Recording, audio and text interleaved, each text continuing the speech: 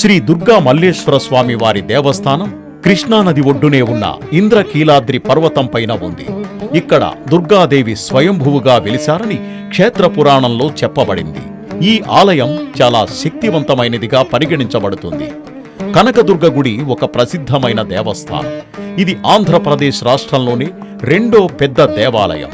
కనకదుర్గమ్మ దేవి రాక్షసరాజు మహిషాసురుడిని సంహరించడంతో ఆమె సాధించిన విజయాలకు ప్రసిద్ధి చెందింది. పురాణాల ప్రకారం అర్జునునికి పాశుపతాస్త్రాన్ని శివుడు అనుగ్రహించిన కొండ అని చెప్పబడుతుంది. ఇంద్రకీలాద్రిపై ఉన్న ప్రతి శిల పవిత్రంగా, ప్రతి వృక్షాన్ని కల్పవృక్షంగా భక్తులు భావిస్తారు. ఈ అమ్మవారు భక్తులందరి కోరికలను తీర్చే కొంగు బంగారంగా ప్రసిద్ధిగాంచారు. ఆదిశంకరాచార్యుల వారు తమ పర్యటనలో ఈ అమ్మవారిని దర్శించి ఇక్కడ శ్రీచక్ర ప్రతిష్ఠ చేశారని ప్రతీతి.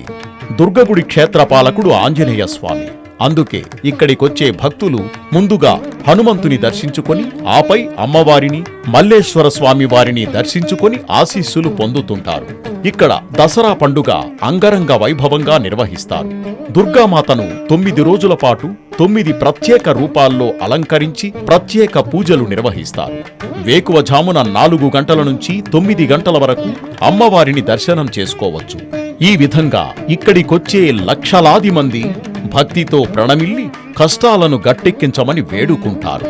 సర్వే జనా సుఖినో భవంతు.